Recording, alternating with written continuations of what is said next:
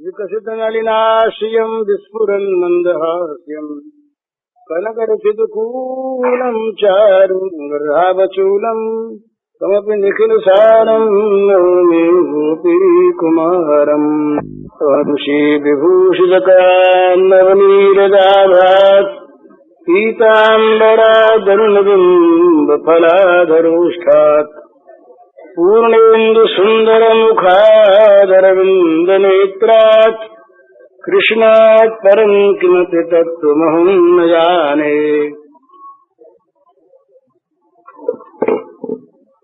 कल के 2 प्रश्न बाकी हैं, उन पर संक्षेप में कह देने के बाद फिर आज की और चीज समय रहा तो कही जाएगी। एक प्रश्न थोड़ा रूखा सा है पर है बड़े काम का। प्रश्न है, संसार से विच्छेद करने के बाद महात्मा लोग कहा करते हैं, भाई संसार से अपना विच्छेद कर लो, तो वो कैसे किया जाए? तो इसके 2 तरीके हैं। या तो संसार को मिटा दिया जाए तो विच्छेद हो गया, और या संसार को भगवानमय बना लिया जाए तो विच्छेद हो गया। 2 बात है। तो इसके संक्षेप में कहता हूँ 2 तरीके हैं। एक तरीका है अद्वैत वेदांत का, दूसरा भी है अद्वैत का ही, परंतु कुछ रसीला है भक्ति लिए हुए। ये साधना की बात भी है। ये जगत क्या है, इस संबंध में बहुत लंबे चौड़े व्याख्यान हैं, उनकी आवश्यकता नहीं। परंतु थोड़े में समझने के लिए साधना की दृष्टि से 3 चीज है: दृष्टा, दर्शन और दृश्य। देखने की चीज, देखना और देखने वाला। तो देखने वाला देखने की चीज से अलग है। देखने की चीज दृश्य, उसका शास्त्रीय नाम दृश्य है, और देखने वाला दृष्टा, और देखना दर्शन, ये शास्त्रीय नाम है। तो अपने को पहले तो देखने वाला बनावे, दृश्य से अलग देखने वाला बनावे, भोगने वाला नहीं।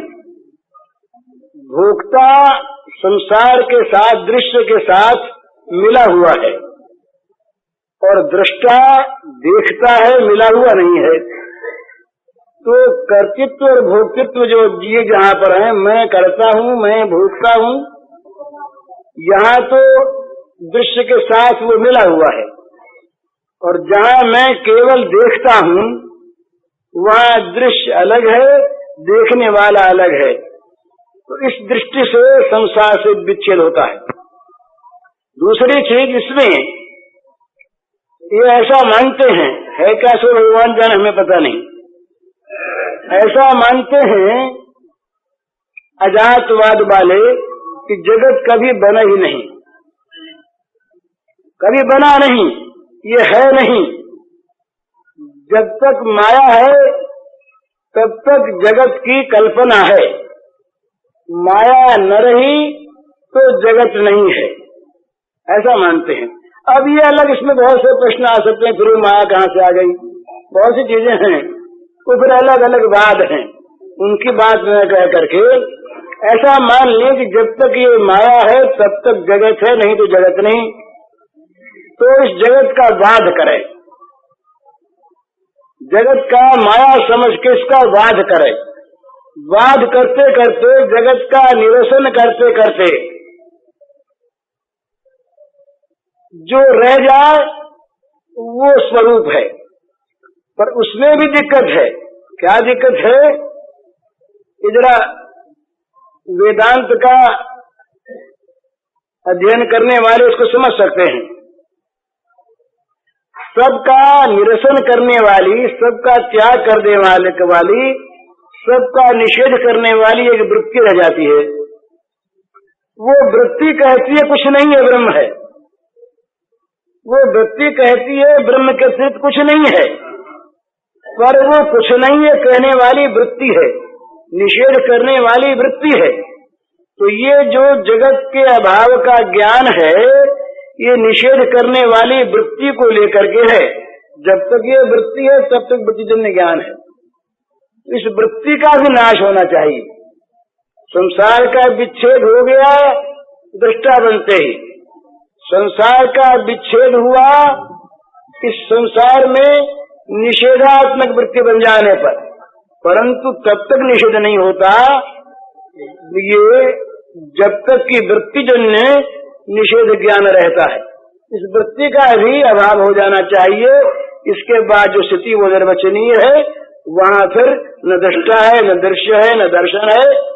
जो कुछ है सो है, वो निर्वचनीय है, अचिंत्य है। वहाँ जगत नहीं और जगत का प्रश्न नहीं। एक तो ये। दूसरा जो है वो बड़ा सुंदर है। वो ये कोई सुंदर सो नहीं, अपनी अपनी आंख अलग रहे। वो ये है कि सारा जगत ये भगवान की लीला है। जगत में दो ही चीज है, जो है सो भगवान, जो हो रहा है सो भगवान की लीला।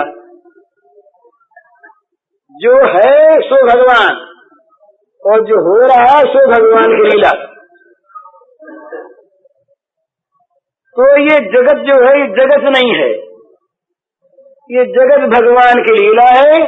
और उस लीला में हम एक परिकर हैं, उस लीला में हम एक अभिनेता हैं। उस लीला में हमारे जिम्मे भी भगवान ने कुछ खेलने के लिए पाठ दिया है। तो हमारा संबंध जगत से नहीं, हमारा संबंध लीलामय भगवान से है और हमारा संबंध भगवान की लीला से है। इसमें भी जगत के संबंध का विच्छेद हो गया।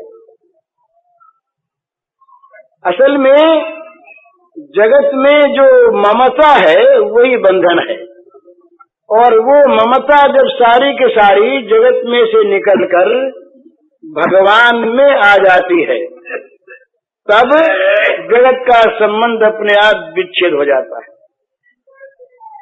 तीसरा एक भाव है इसी का, वो भाव है भगवत प्रेम का। भगवत प्रेम की जहाँ भूमिका है, वहाँ पर संसार का ये रूप नहीं है। वहाँ संसार का रूप बिल्कुल बदल जाता है और वहाँ फिर रह क्या जाता है, हेरत हेरत हे सखी हेरन गयो हेरान। ढूंढते ढूंढते ढूंढने वाला खो गया। बात वही, श्री गोपांगनाओं ने भगवान के अंतर्धान हो जाने पर रास मंडल में रासोत्सव के दिन शारदीय रात्रियों में जब वो भगवान अंतर्हित हो गए, तो इन्होंने भगवान को खोजना शुरू किया। खोजना इसी का नाम है। हम लोग खोजते कहाँ हैं? अपनी याद रख के उनको खोजते हैं, अपने को बनाए रखकर उनको खोजते हैं, अपनी सत्ता की रक्षा करते हुए किसी अनंत सत्ता को चाहते हैं, तो ये सत्ता उसमें बाधक हो जाती है। गोपियों ने खोजा कैसे? खोजते खोजते उन्होंने अपने को भुला दिया। श्रीमद् भागवत के रास पंचाध्याय में आता है, उन्होंने खोजते खोजते अपने को भुला दिया। खोजने वाली नहीं रह गई कोई। जिसको खोज रही थी उनको ऐसा अनुभव हुआ कि हम वही हैं। जिनको खोज रही थी उन्हें स्वयं अनुभव हुआ कि हम वही हैं, और इसका प्रमाण वो लीला करने लगी। किसी ने गोवर्धन उठाया, किसी ने काली नाग नाथा, किसी ने माखन चोरी की। इस प्रकार से तमाम गोपांगनाएं और भगवान को खोजती खोजती भगवत स्वरूप हो गई। ये खोजने का ये सुंदर तरीका है, बोला ये आदर्श है। ये एक बात बहुत ध्यान में रखने की साधकों के लिए बहुत आवश्यक। प्रत्येक साधना में जब तक साधक अपने सब कुछ की रक्षा करता हुआ साधना करता है, तब तक उसके चिंतन का बहुत सा हिस्सा अपने में लगा रह जाता है। समर्पण हो कैसे? हम लोग बात करते हैं पूर्ण समर्पण, फुल सरेंडर, पूरा पूरा अर्पण, सर्वात्म निवेदन। वहां तो कहते हैं सर्वात्म निवेदन में निवेदन करने वाला भी जब तक रह जाता है तब तक निवेदन पूरा नहीं होता। निवेदन करने वाला जब तक अलग रह गया तब तक पूरा नहीं हो गया। और जब तक निवेदन की बात तो अलग रही, अपने आप की पूरी रक्षा करता हुआ, अपने आप को पूरा पूरा बचाता हुआ, और अपने बचाने में अपने मन का, अपनी बुद्धि का, अपने इंद्रियों का, अपनी सारी चातुरी का प्रयोग करता हुआ जब वो भगवान को चाहता है तो भगवान कहते हैं भैया तुम मुझको कहाँ चाहते हो, तुम तो अपने को भी साथ साथ चाहते हो। मेरा चाहना तब होगा जब अपने को मेरी चाह में मिला दोगे। अपने को, अपनी चाह को नहीं।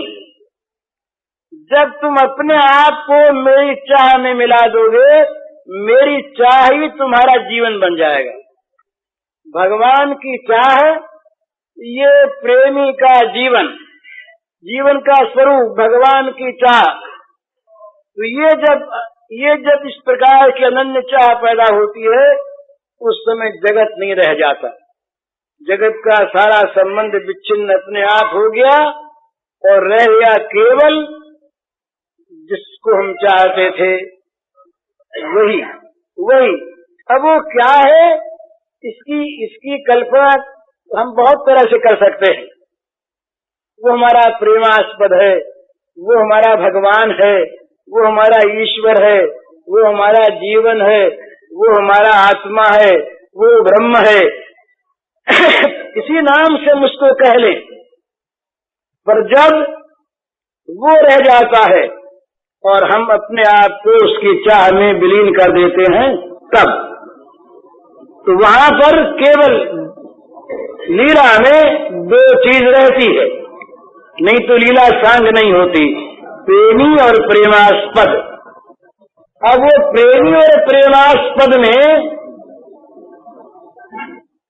वहां पर भी इतनी एकता होती है कि प्रेमी प्रेमास्पद हो जाता है और प्रेमास्पद प्रेमी बन जाता है। ये कुछ अनोखी सी बात लगेगी, ब्रज की आराधना में इस तरह की चीज आती है जहां वो,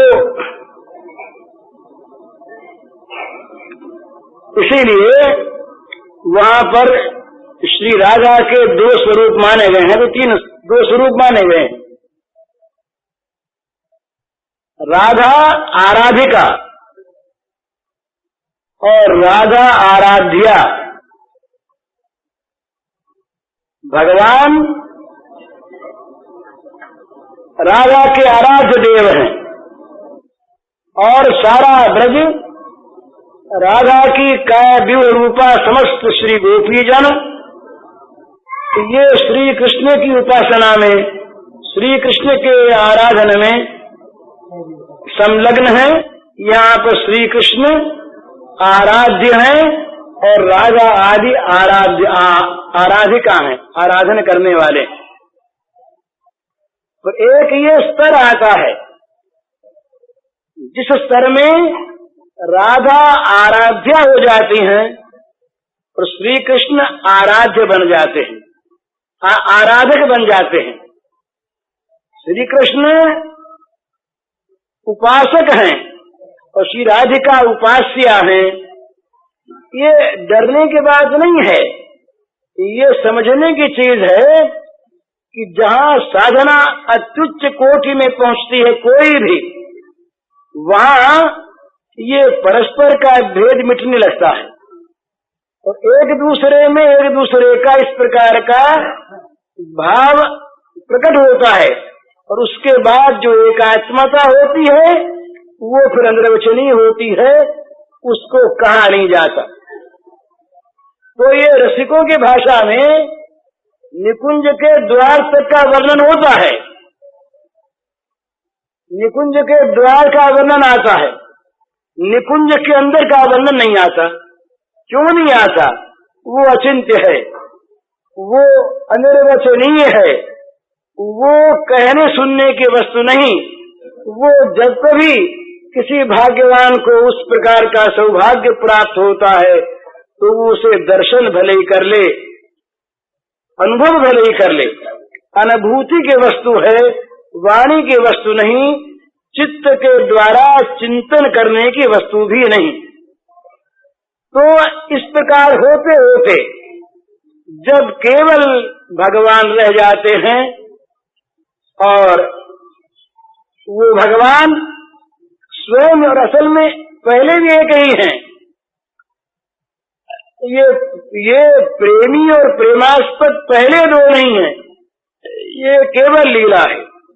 तो इस लीला में आरंभ से ही जगत नहीं रहता है, जगत का उच्छेद है तो जगत के साथ संबंध नहीं रहा। ये तीसरी बात। तो ये संक्षेप में उनके प्रश्न का उत्तर है। दूसरा प्रश्न है भगवान के नाम के संबंध में। तो नाम के संबंध में दो चीज है। नाम की जितनी महिमा गाई गई है उतनी महिमा शायद किसी साधन की नहीं गाई गई। निर्गुणवादी संत, सगुणवादी संत, कबीर, दादू, नानक, रैदास, ये सब भी, और तुलसीदास, सूरदास भी, आचार्यों में अद्वैतवादी आचार्य भी, भगवान शंकराचार्य सहस्रनाम पर भाष्य करते हैं। विष्णु सहस्रनाम पर शंकराचार्य का भाष्य है। शंकराचार्य ने बहुत बड़े बड़े नाम की स्तुतियां की हैं, अन्य आचार्यों ने तो की है। तुलसीदास, सूरदास ये नाम पर मरे फिरते हैं। गांधी जी की बात उसने सुनाई थी मैंने। नाम के संबंध में गांधी जी से मेरी बहुत दफे बातचीत हुई, पर 3 प्रसंग ऐसे हैं जो गांधी जी के साथ मेरे आए। एक बार तो एक राम नाम के आढ़तिया थे, लक्ष्मणगढ़ के थे जयपुर स्टेट में। वो बही रखते थे और सबसे लिखवाते थे, इतना मैं जप करूंगा रोज। उन्होंने लाखों सहियां करवाई, पढ़े लिखे नहीं पर बड़ा सुंदर उनका काम। तो बंबई आए, हम लोगों के पास बहुत आते थे। तो जमनालाल जी ये सीकर के पास गई है, तो जमनालाल जी से कहा कि तुम साथ चलो।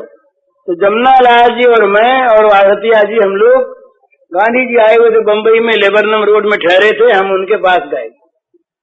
जाते उन्होंने बही सामने डाल दी, तो सही करो। तो गांधी जी बोले क्या बात का है कि सही करवाते हो। तो जमनालाल जी ने समझाया, इस तरह से ये बालूराम जी हैं, हमारे देश के हैं, और हिंदू, मुसलमान, पारसी किसी से भी भगवान के नाम का जप करने का ये हस्ताक्षर करवाते, नियम दिलवाते। तो बड़े प्रसन्न हुए गांधी। प्रसन्न तो हुए, पर प्रसन्न होकर के बोले कि भाई मैं हस्ताक्षर नहीं करूंगा। क्यों नहीं करेंगे? वहां तो प्रश्न था बालूराम जी का, आरती क्यों नहीं करेंगे? तब बोले वो कि बड़ी सुंदर चीज, उनकी नाम निष्ठा उस दिन मालूम हुई। उन्होंने कहा कि जब मैं अफ्रीका में था तब तो मैं संख्या रख के जप करता था, लेकिन अब तो मैं दिन भर जप करता हूँ, इसलिए थोड़े समय के लिए मैं हस्ताक्षर क्या करूं, इतनी संख्या में करूंगा ये मैं क्यों लिखूं। उसके बाद उसी दिन हम गए मालवीय जी के पास, वो ठहरे थे राजा गोविंद लाल के यहाँ, वहां गए, उन्होंने सही कर दी। उन्होंने ये लिखा कि मैंने जब से होश संभाला, ये उनके शब्द हैं, तब से मैं रोज भगवान का नाम जपता हूँ और जब तक होश रहेगा तब तक रोज जपता रहूंगा। ये मालवीय जी ने लिखा, इतने बड़े दो नेता। दूसरी बार मैं गया गांधी जी के पास, हमारा कल्याण का निकल रहा था भगवन नामांक, तो भगवन नामांक निकल रहा था, गांधी जी साबरमती में थे, उनसे मैं कुछ लिखवाने गया, तो मैं गया, मैंने कहा महाराज इसमें लिखिए। तो उनका ऐसा स्वभाव था बड़े विनोदी, उन्होंने कहा भी कुछ दक्षिणा दो तो लिखें। हमने कहा क्या दक्षिणा चाहते हैं, बोले तुम कुछ नाम जप का नियम और करो, ये दक्षिणा। अच्छी बात, तब बोले अच्छा हम लिखते, तो उन्होंने लिख के दिया, तो छपा है कल्याण के भगवान नामांक में, छपा है उनके नाम से। उसका भाव ये कि चाहे राम नाम हो चाहे द्वादशाक्षर मंत्र हो, तो इसमें अपरिमित शक्ति है, विलक्षण शक्ति है, तो सब कुछ करने में समर्थ है, परंतु ये बुद्धिवादियों के काम की चीज नहीं। इसका आरंभ श्रद्धा से होता है, बुद्धि से नहीं, ये उसका सार्थ। तीसरी बार मैं फिर गया, एक बार साबरमती में जा रहा था देश तक, उस समय कल्याण निकल गया था। तो कल्याण में सूचना निकलती है हर साल भगवान नाम जप करने की, तो कल्याण मेरे हाथ में था, उन्होंने देख लिया, उन्होंने कहा ये क्या है, उन्होंने कहा ये लोगों से नाम जप करवाते हैं। तो कितना होता है, मैंने कहा लगभग 10 करोड़। तो कहा तो बड़ा अच्छा, बहुत अच्छा करते हो, बड़े प्रसन्न हुए। फिर चुपके से हंसे, हंसकर बोले, वो तकिया था उनका, गोल तकिया, वो अलग किया, एक माला निकाली, कहा देखो ये रात को अकेले में मैं भी जपता हूँ, सबके सामने नहीं जपता, समझे। ये भी कल्याण में छप चुका है, ये संस्मरण।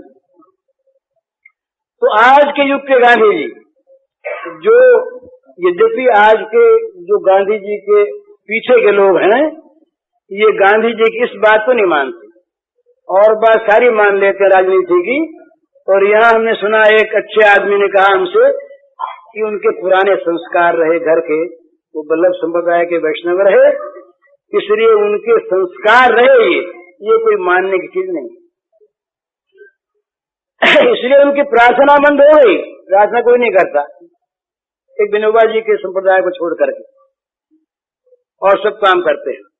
तो भगवान नाम के संबंध में जितना आप शास्त्रों में देखेंगे, तमाम पुराण भरे हुए, वेदों में नाम की महिमा, सब जगह नाम की महिमा, और जितने संत हुए निर्गुणवादी सगुणवादी, सब में नाम की महिमा गाई। और आज के गांधी जी तक ने, जिनको हम सुधारकों में श्रेष्ठ मानते हैं, जो राष्ट्रपिता माने जाते हैं, उनका भी ये मत छपा हुआ है।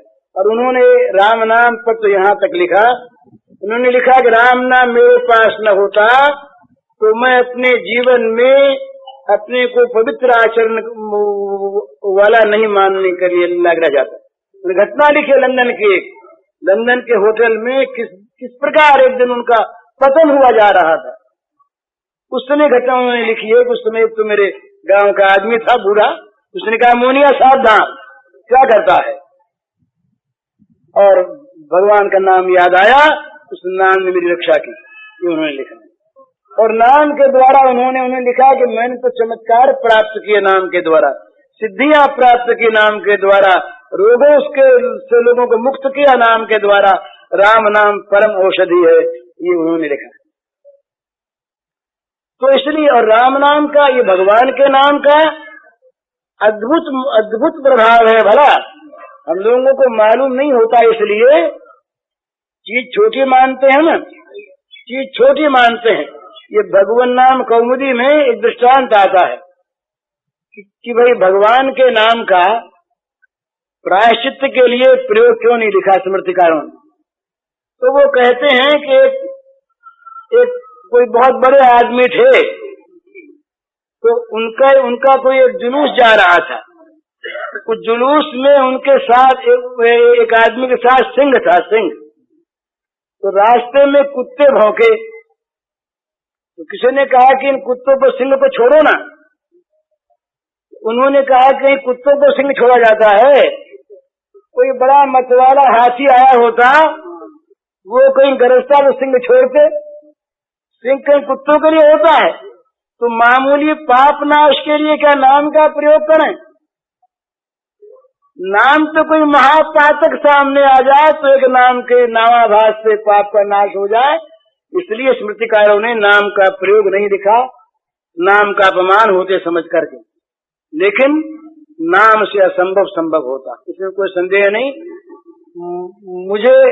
मुझे अपने जीवन में दो ही चीज का अनुभव है, मुझे कहना नहीं चाहिए लेकिन सबके काम की बात। एक तो भगवान की कृपा पर विश्वास। जब जब अड़चने आई, जब जब बाधाएं आई, लौकिक भी पारमार्थिक भी, तब तब याद दिलाया चित्त ने, भगवान की कृपा पर विश्वास करो, भगवान की कृपा पर विश्वास करो, उनकी कृपा से सब कुछ हो सकता है। और दूसरा नाम का मुझे पहले भी कुछ थोड़ा थोड़ा अभ्यास था, मामूली। जब मैं जेल में था 1916 में, पहल जब जेल की उस कोठरी में पहुंचा,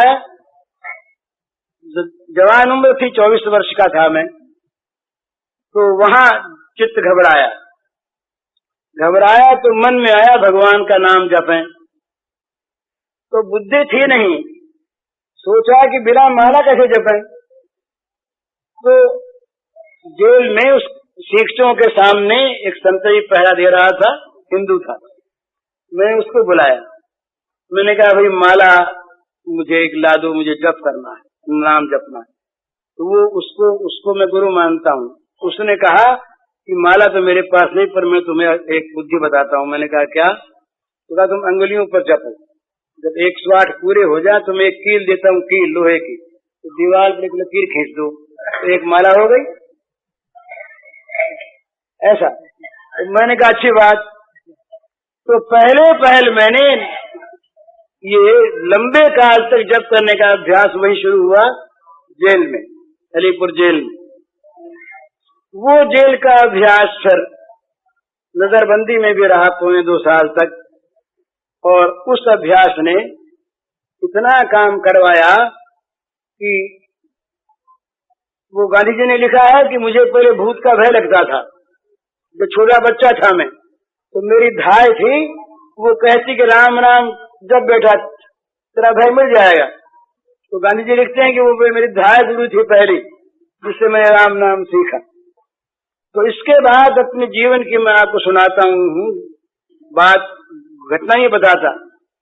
राम नाम से मुझे ऐसे अनुभव हुए हैं जिनके लिए मैं कह सकता हूँ कि असंभव संभव हो गया, असंभव संभव हो गया ये भगवान के नाम की।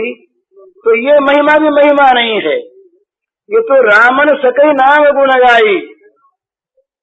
भगवान राम नाम का गुण नहीं गा सकते, इतना नाम का अमित प्रभाव है, परंतु चीज लगती छोटी सी।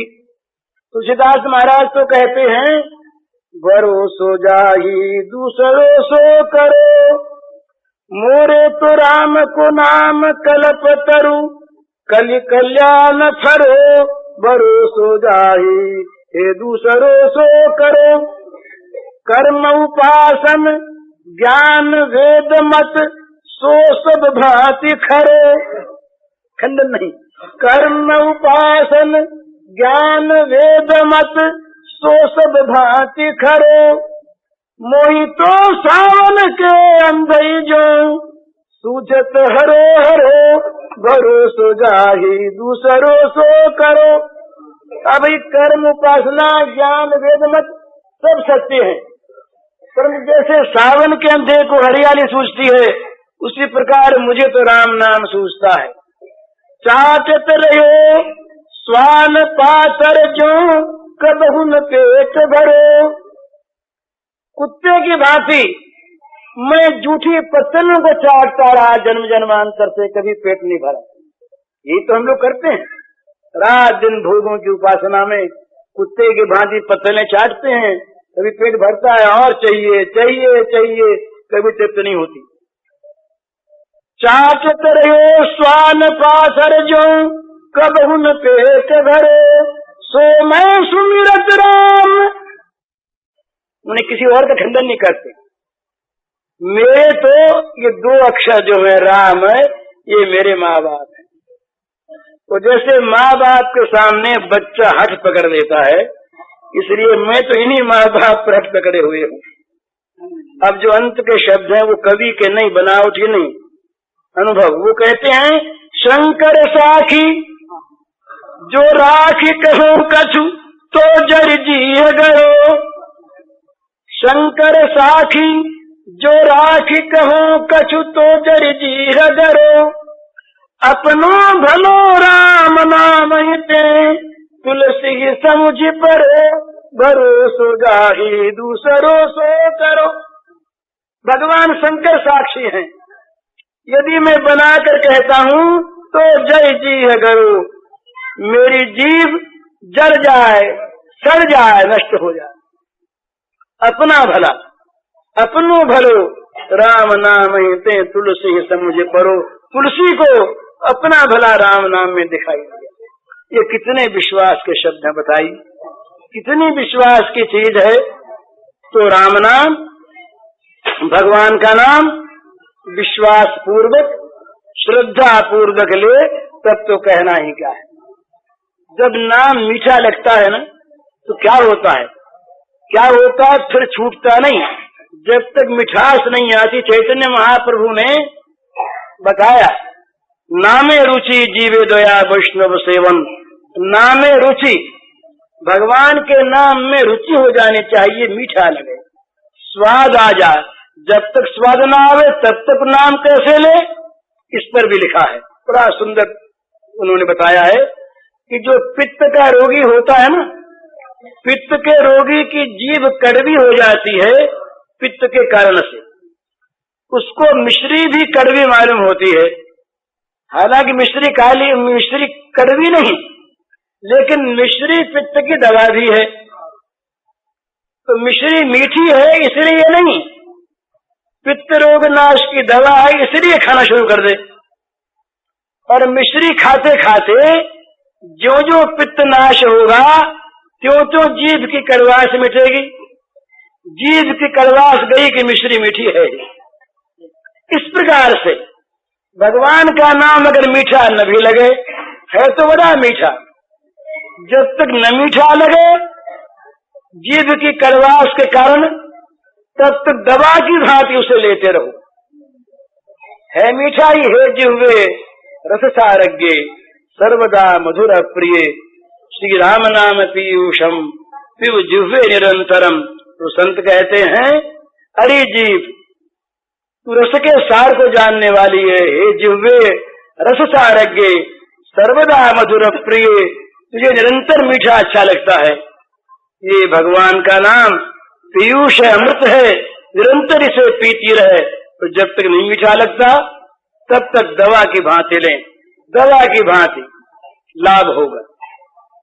बोले कि दवा की भांति मन में न आया तो भी, अब जरा विशेष श्रद्धा की बात है। वो यह है कि अग्नि को बिना समझे आप छू लें तो क्या अग्नि जलाएगी नहीं?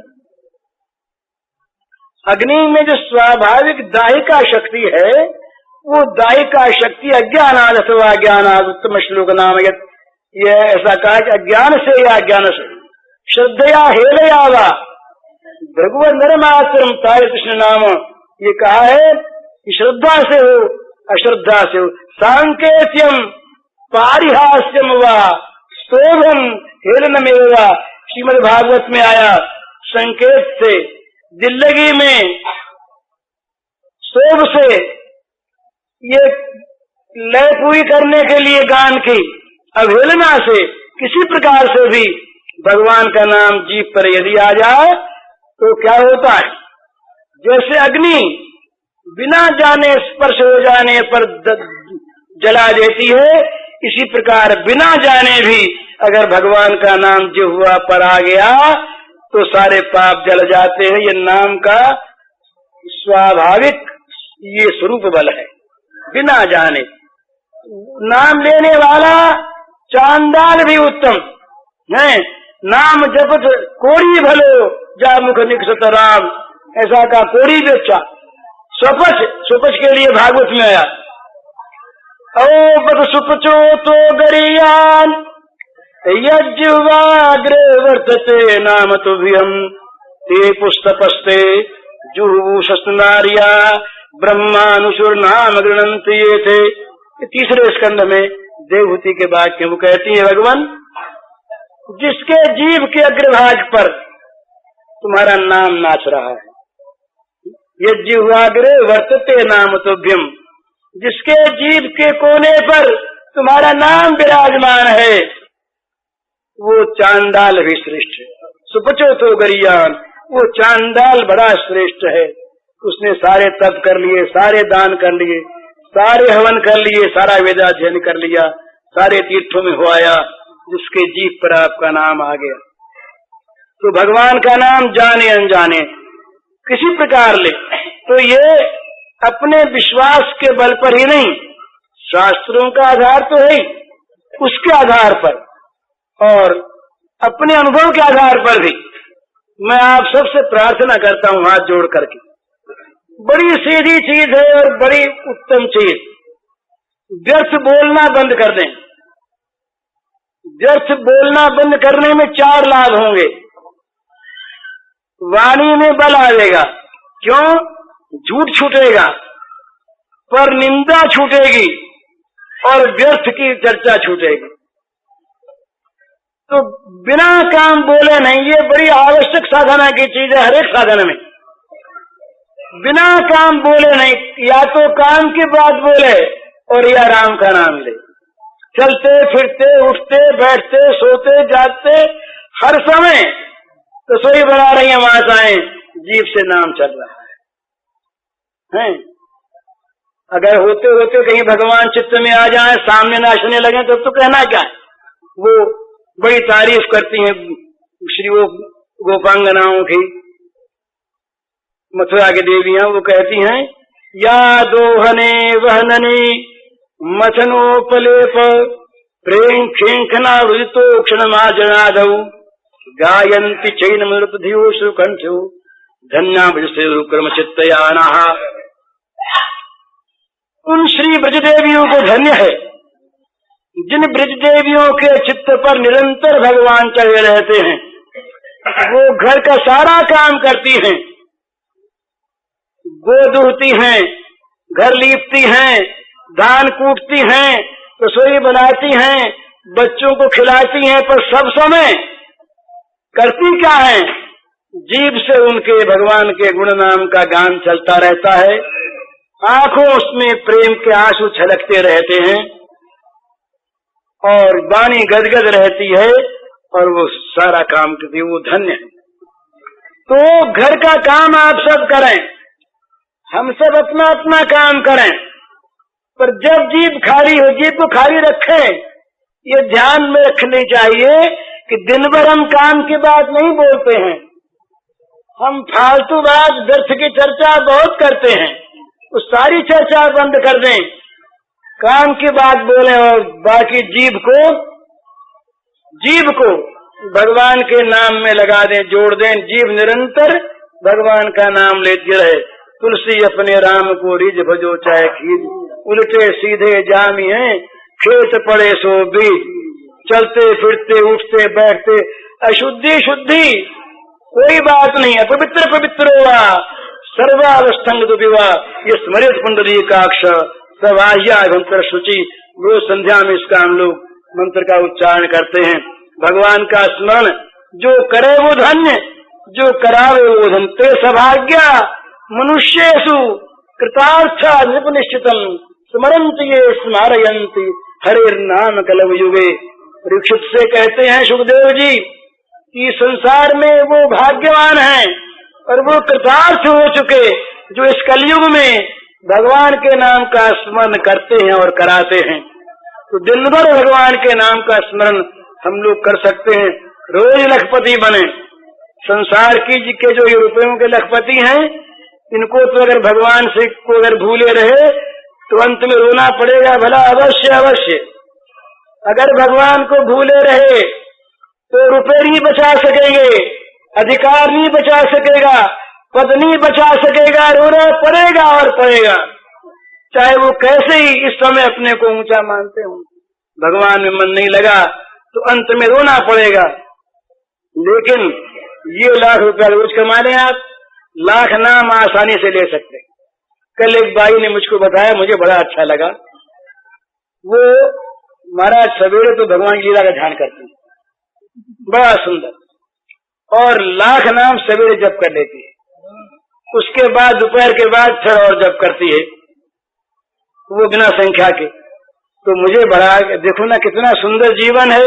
इस प्रकार का जीवन मन बना ले कि बस मन में भगवान बसें, वाणी में भगवान बसें और शरीर से भगवान की सेवा बने। तीन तो चीज है, जो कुछ करें भगवान की सेवा के भाव से, जो कुछ बोले भगवान का नाम गुणगान करें, और जो कुछ सोचें भगवान की बात सोचें, भगवान को चित्त में ले आवें, उनके सुंदर मधुर जो भगवान का श्री वपु है उसको चित्त में लावें, निहाल हो जाएं। तो भगवान का नाम ये आप सबसे प्रार्थना है। और सच्ची बात ये, गंगा के तट पर मैं आप सबसे भीख मांगता हूँ, आप लोग भीख दीजिए, इसका फल सारा आपका, मुझे फल बल नहीं।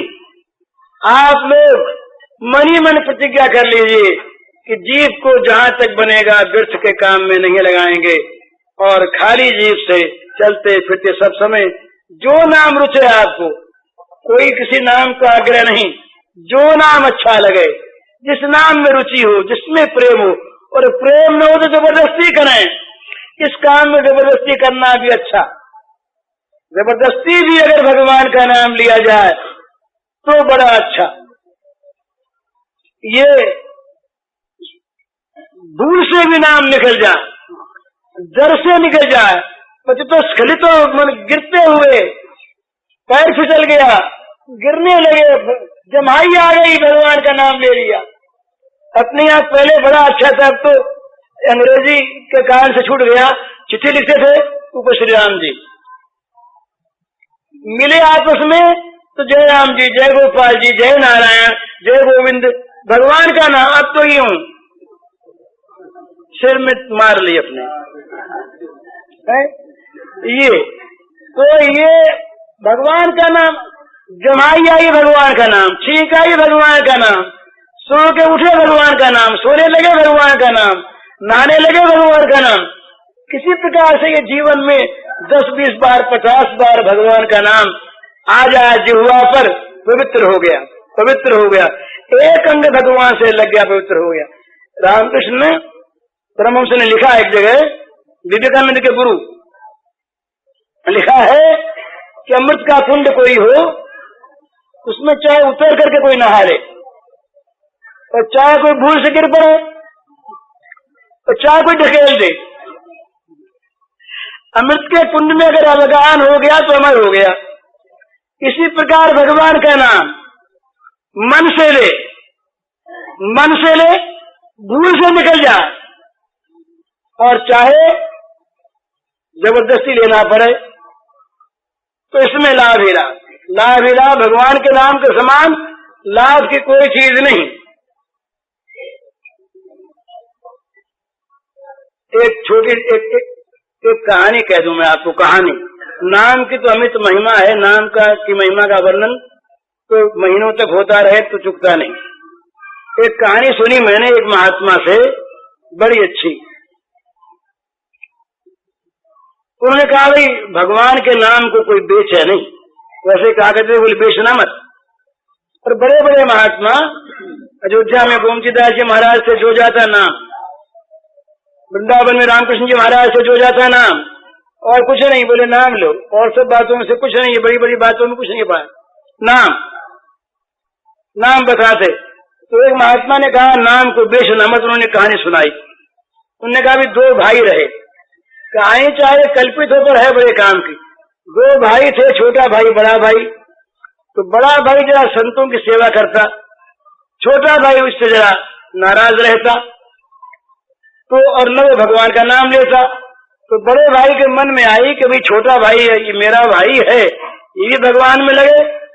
तो एक बार एक संतों की मंडली आई, तो संतों की मंडली में वो गया बड़ा भाई। उसने कहा महाराज एक दिन आप पधारें, मेरा भाई जो है ये नाम विमुख हो रहा है, भगवान विमुख हो रहा है, कैसे इसको लगावे? तो उसने कहा हम उपाय करें। उपाय यह है कि तुम हमको एक दिन जमाओ और बाजे गाजे के साथ ले जाओ, बाजा बजाते हुए फिर सब उपाय हम कर लेंगे। तो संतों को वो बस सवारी निकाली, जुलूस निकाला और बाजे बजते हुए और घर में रसोई बने। तो छोटे भाई ने पूछा ये क्या दंगा आज है? तो बड़े भाई ने कहा संत आ रहे। संत आ रहे फिर ये बाजे बाजे कैसे? पूरे संतों की सवारी आ रही है। तो उसने कहा हमसे ये सब रंगा नहीं देखा नहीं जाता। अब उनके सामने बोल के तो क्या करें, हम अपना कोठरी में बंद हो जाते हैं। संत हम जब यहाँ से निकल जाएंगे तब चले आएंगे। तो कोठरी में जा करके अपने आप उसने अंदर से बंद कर लिया, अंदर बैठ गए। बाजे से आए, भोजन तो समाप्त हो गया। तब संत ने कहा कि देखो भाई हम तो यहाँ रह जाते हैं, तो इसी बाजे के साथ मंडली को भेज दो, हम अकेले रहेंगे, उपाय करेंगे। तो कहा अच्छी बात। सारी मंडली को भेज दिया, बाजा बजा। इन्होंने समझा कि वो गए, अब खोलते हैं। और वो जो संत थे वो ठीक दरवाजे पर किवाड़ों के पास आके खड़े हो गए मजबूती से। किवाड़ खोला उसने, खोलते हाथ पकड़ लिया। अभी आजन में ब्रह्मचारी संत, इनके बल का भी क्या ठिकाना, हाथ छुड़ाए बहुत, कसमस का ही छोड़े नहीं यार, तो छोड़ हाथ। तो कहा राम नाम कर छोड़ूंगा, एक बार राम नाम कह दे। तो नहीं कहूंगा, नहीं कहूंगा, छोड़ हाथ। अब छूटे नहीं, कसमस बहुत करे, आखिर हैरान हो गया, अच्छा राम छोड़ दे हाथ। तो हाथ छोड़ दिया। पर देख याद रखना, बेचना नहीं, बेचना नहीं, याद रखना। हाथ तो छोड़, हाथ छूट गया। संत अपने निवास स्थान पर लौट गए। होते होते बड़े भाई की मृत्यु हो गई, इनकी भी मृत्यु हुई। इन्होंने जीवन में बहुत अनाचार दुराचार ये कराए थे। यमलोक में गए, यमलोक में वहां हिसाब किताब देखा जाने लगा। तो कहा भी इनके कितना पुण्य कितना पाप क्या क्या है। तो ये कहा गया कि एक बार इसने राम नाम लिया है मुंह से, ये तो पुण्य है, और बाकी सब तो ऐसी ऐसी चीज है। तो यमराज ने पूछा कि बोलो भाई तुम पहले राम नाम का फल लेना चाहते हो या औरों का? बोले राम नाम। तो बोलो क्या फल दें? अब उसे याद आ गई संत की बात की, बेचना नहीं। उसने कहा कि जो राम नाम का फल हो तो दे दो। अब राम नाम के फल की कल्पना यमराज कैसे करे? इसका तो कोई टूटा हुआ फल नहीं है, जितना चाहे उतना ही फल, जो चाहे वो फल। तो यमराज ने कहा हम जानते हैं तुम जो कहो दे दे, तुम जो मांगो वो राम नाम के फल में तुमको मिल जाएगा, तुम्हारे सारे पाप नाश कर दें, और कुछ बोलो दे दे, जो चाहो। उसने कहा हम नहीं कहते, हम तो बेचते नहीं, हमको सिखाया गुरु ने के बेचना मत, तुम जो समझो ठीक इसका मूल्य वो दे दो। बोले हम तो मूल्य नहीं समझते। तो के समझाओ। तो बोले अच्छा इंद्र के पास चलो। उसने कहा हम नहीं जाते ऐसे, पालकी में अगर तुम लगो और हमको ले चलो तब तो जा। अच्छा साहब पालकी बनी, पालकी में एक तरफ यमराज लगे, 3 देवता और लगे, इंद्रलोक में गए। जब देखा स्वर्ग में देवराज ने कि ये क्या चीज है, ये यमराज स्वयं धोखे ला रहे, कौन आ रहा है? सामने आए इंद्र ने कहा क्या बात है? बोले एक आदमी है, जीव है, ये कहता है राम नाम का फल जो हो सो दे दो। तो राम नाम का क्या फल दें? ये कहा कि साथ चलो हमारे इंद्र के पास। तो कहा तुम लगो तो चलें। तो क्या फल? उसने इंद्र ने कहा ये तो हमारे बस की बात, भगवान के नाम का फल कौन पूछे? रावण से कहीं नाम गुनेगा, भगवान के नाम का की कीमत कौन आके? चले ब्रह्मा के पास। तो उसने कहा तुम भी लगो, तब जाएंगे तो नहीं जाएंगे। तो इंद्र लगे, और यमराज लगे ब्रह्मा जी के पास गए। ब्रह्मा जी ने आश्चर्य किया, वहीं ऐसी बात हुई। ब्रह्मा ने पूछा क्या बात, बोले ऐसी बात। ब्रह्मा ने कहा हम नहीं जानते फल राम नाम, भगवान के नाम का फल तो नाम जपते हैं शंकर जी, उनसे पूछें।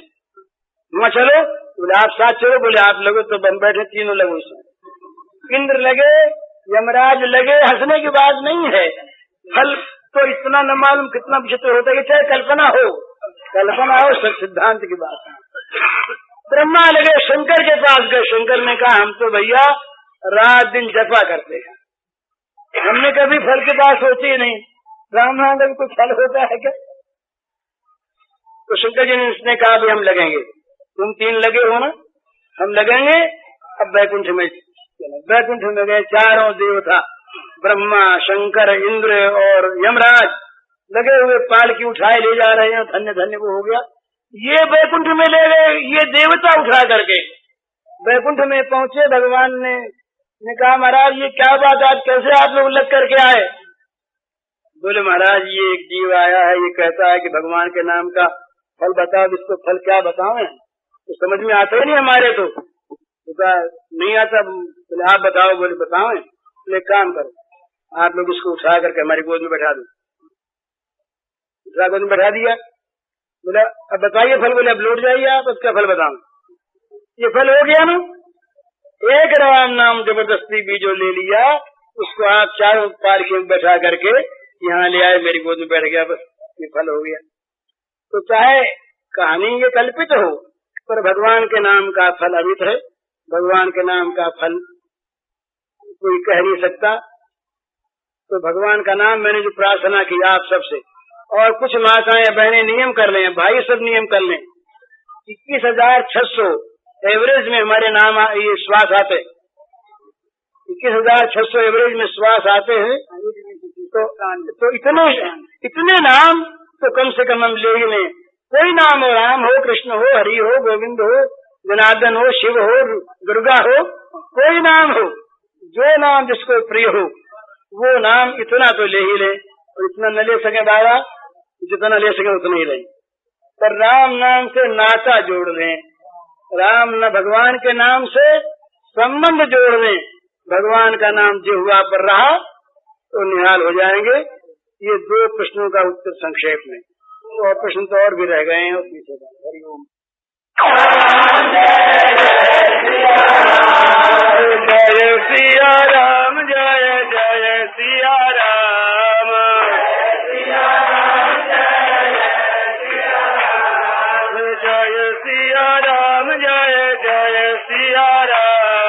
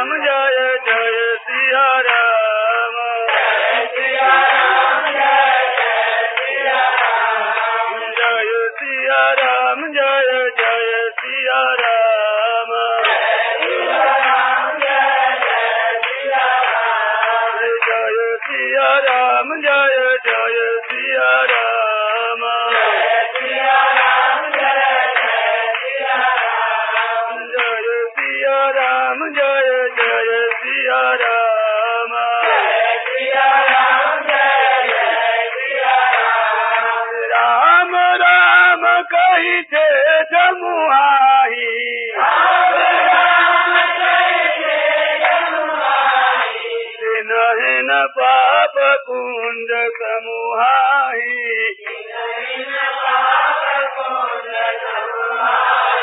जय सिया राम, जय जय सिया राम, जय सिया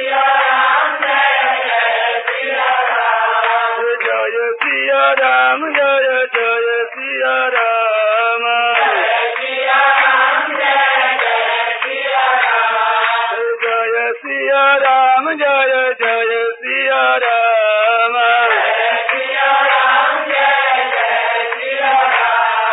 जय सिया राम, जय जय सिया राम।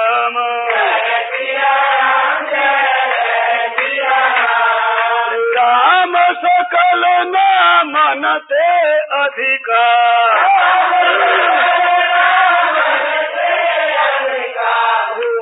नाथ अग खग गण बधिका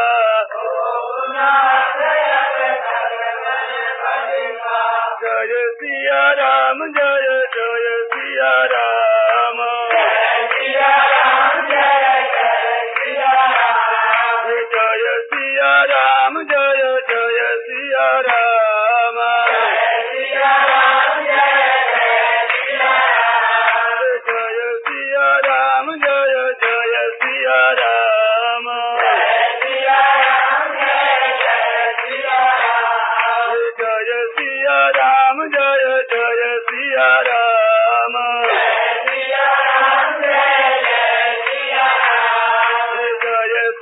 राम जय जय सिया राम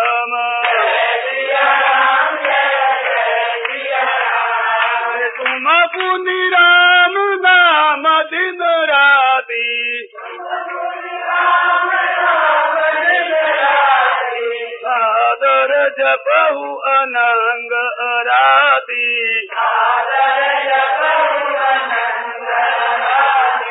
जय सिया राम जय जय सिया राम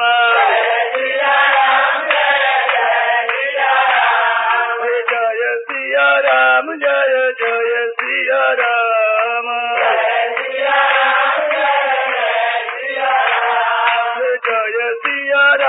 जय सिया राम जय जय सिया राम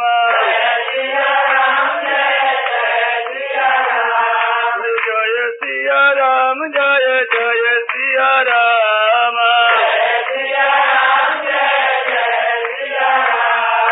उमा कहूँ मैं अनुभव अपना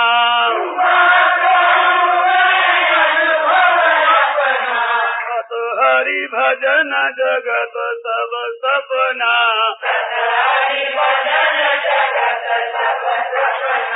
जय सिया राम जय जय सिया राम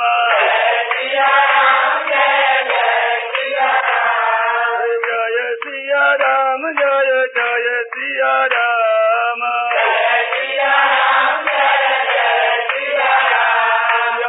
रामचंद्र की जय बंसी वाले की जय। पूज्य श्री भाई जी के इस प्रवचन का शीर्षक है भगवान नाम की अनुपम महिमा और इसका कैसेट संख्या है 20।